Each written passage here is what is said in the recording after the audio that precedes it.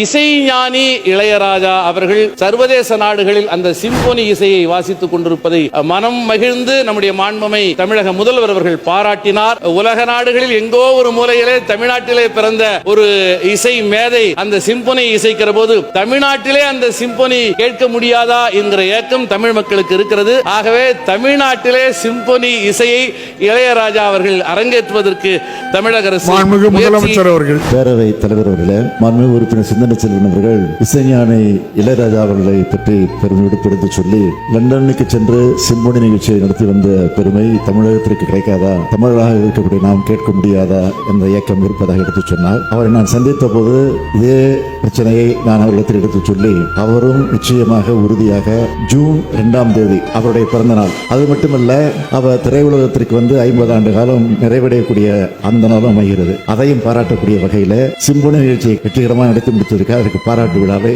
தமிழக அரசே நடத்த இருக்கிறது என்பதை நான் தெரிவித்துக்